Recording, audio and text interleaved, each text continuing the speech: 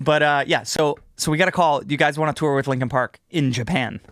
Yes, we do. We do want to do that. So we went to Japan. We opened for Linkin Park at the super arenas in front of like 30,000 people, night after night. It was absolutely wild. It was just completely insane. And so, anyways, obviously we sort of kept in touch after that, and we knew the guys.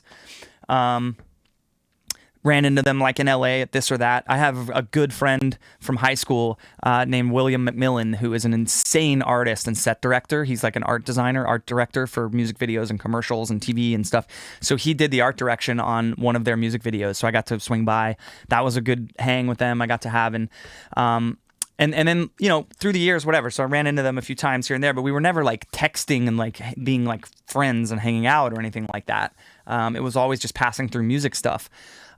When Chester passed, the day that Chester passed away, I had flown super early in the morning from Nashville to Phoenix to do an Emo Night Brooklyn show. I landed in Phoenix and was exhausted from a 5 a.m. I basically didn't sleep the night before because it was like a 5 or 6 a.m. flight. So I got to the hotel. I knew it was going to be a late night with the show, so I crashed out and took a nap. I woke up from the nap like mid-afternoon to the news that Chester had passed.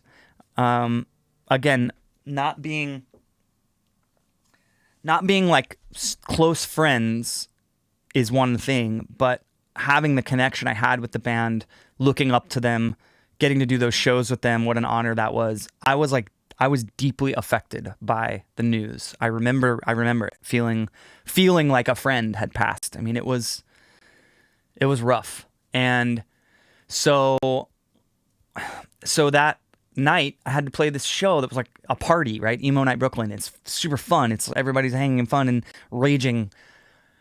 And I was like, how do I go do that? How do I go play, you know, I don't know. How do I go play this show on a day like this? And so I got to the venue and I thought, here's what I'm going to do. I'm going to learn a song. I'm going to learn my favorite Linkin Park song, which is Shadow of the Day, because I was going to play a couple of Yellowcard songs acoustic at this emo night. And so I learned the song. I got up on stage. I opened with the acoustic stuff, and I basically said what I just said to you guys. I've thought all day about how we're supposed to have this party on a day like this. And I said, I think the best way is for me to do the best I can to show some love and respect for Chester and for the band and what they must be going through right now. And play this song for you. And then afterwards, let's make sure that tonight is about celebration and about our love for music, our love for rock and roll. I'll spin a bunch of Linkin Park songs, which I normally wouldn't do at emo night, but we're going to tonight, and it's going to be a blast. And it turned out to be the best night. It was, I mean, yeah, like everyone singing the song, people were crying, people were hugging. It was a magical thing. So fast forward like a couple months from then, I got an email and it said, "Hey man, very moved by a video I saw of you playing Shadow of the Day. Have something," it was something like that. I have something that I might want to work together on. If you're interested, let me know. Signed, just M. And there wasn't a name in the email either. It was something at Gmail, you know, but I don't remember what. Either way, I was like, who is this? Like, who? I mean, they have my email. Starts with an M. Anyways, I don't know why, but I didn't put it together right at the beginning. And then at some point, I was talking to my manager about it. Like, hey, I got this email. And it just clicked. And we were like, oh my God, that's Mike Shinoda. That's who just emailed me. So, what's up, Panda? Yeah, so I was totally like, holy shit, what is this? Replied.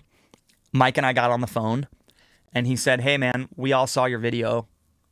We all saw the video on YouTube. Like, look, I've never had like a viral video. So for me, that YouTube video got like, I don't know, a few 100,000 views. You could look it up and see. I don't know. It was definitely 100,000 or something. It was a lot of people watched it for me.